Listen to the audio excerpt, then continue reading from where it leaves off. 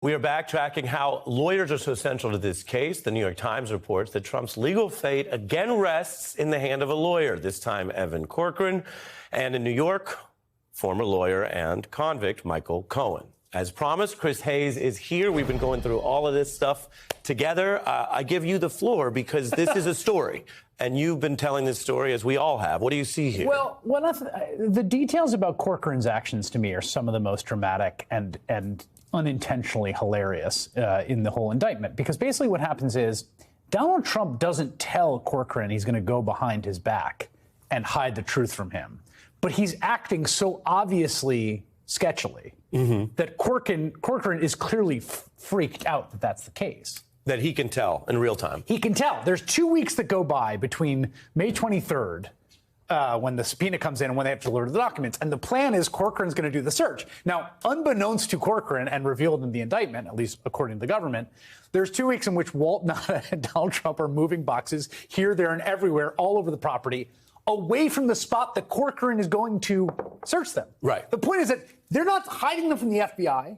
They're not hiding them from the Department of Justice. They're hiding them from his own attorney, who's going to be the guy who does the suit. And so when Evan Corcoran goes and finally does a search, and he puts together the 38 documents that he finds, he puts it in a folder, and he wraps it up with tape, and he goes to a meeting with Donald Trump, and Donald Trump says, so how was it? Good, bad, anything?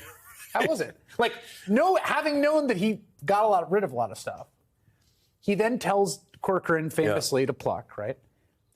The first thing Corcoran does is call another lawyer to say, will you come and sign? Right. That to me is an unbelievable set of facts. Yeah, that Corcoran's first instinct, he's now done the thing. He hasn't been told explicitly by Donald Trump or Walt Nauta, we are breaking the law. Right, and Chris, you're spotlighting something so important, which is he's not just thinking Corcoran about what he knows. As a lawyer, he's thinking about who is this guy? What will the DOJ be able to say I should have known at this moment, what they sometimes call a reasonable standard, a reasonable person, reasonable lawyer. And he's already thinking, well, I'm not so dumb that I'll be able to claim that I believe this was on the level. I cannot. I right now have a problem. My client is obviously a liar. And is, I think, I don't know, but I suspect engaged in obstruction of justice. I'm going to be asked to sign a document and represent to the government that to the best of my knowledge, this is all in the up and up, but I know it's not. Right. What's my way out? Gets on the phone and calls Christina Bobb to be like, hey, could you drive to Mar-a-Lago tomorrow and sign this document? Right. So now you have, this is the tank, this is the spill-up. You already have two lawyers now splashed by this problem, and it's not over. It's going to get worse. He's there wondering, will DOJ back down? And remember, there are people who at the time thought the Attorney General, Garland, is just not going to be authorizing home raids at Mar-a-Lago, searches, whatever you want to call them, and thus this might go away. And I don't think that there was a non-zero chance that it would go away. So he's going, it might go away, but if it doesn't, I have to be ready for that. And then I want to show you something we made, because the mafia things, that's not like our thing. That's Trump's thing. And the consigliere and the type of lawyer he wants. We have a little bit of this for you. Take a look, Chris. There's no story. My client was trying to break up a fight, is all there is to it. What you're seeing and what you're reading is not what's happening. We're going to have a problem. A bad one. If it happened, I think you'd have problems in this country, the likes of which perhaps we've never seen before. Never rat on your friends, and always keep your mouth shut. It's called flipping, and it almost ought to be illegal. It's so clear that this mental model for what he wants from a lawyer is essentially a mob lawyer, or the Jesse Pinkman quote about a criminal who's a lawyer. And one of the things that you see, I was thinking about Comey and Corcoran. So what happens with James Comey, and James Comey, whatever you say about the guy, he's like a lawyer through and through. Yeah. Right?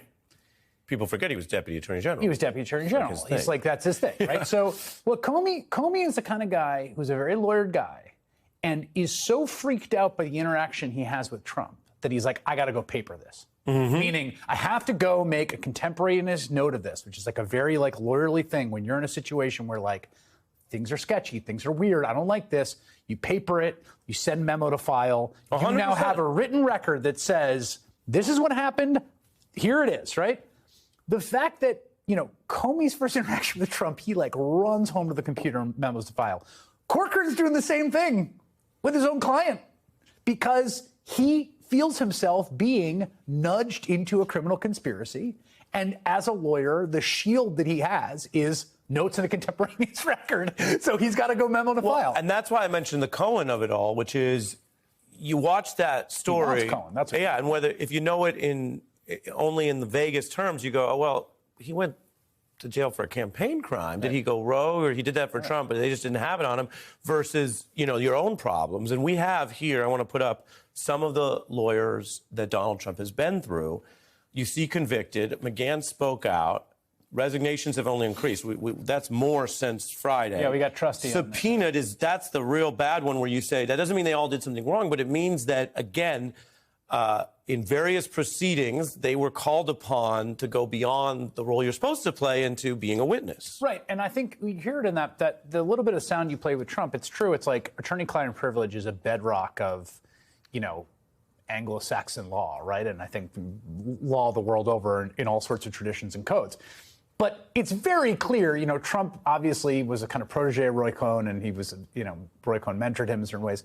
The vision he has is it's almost like it's like a comic book or like a D&D game where like the lawyer has a magic power. They have a shield over them, and like the magic power is the government can't get them. Right? Because they have privilege. Right. They could do whatever. And so you see when he's talking to Corcoran about like the Hillary Clinton lawyer, like he thinks in his head, it's like this sort of kind of wizardry. And like, why can't you go do this magic thing? Yeah. And why can't you magically protect me from it? Because you can do it. Like you can go dispose of evidence. You're a lawyer.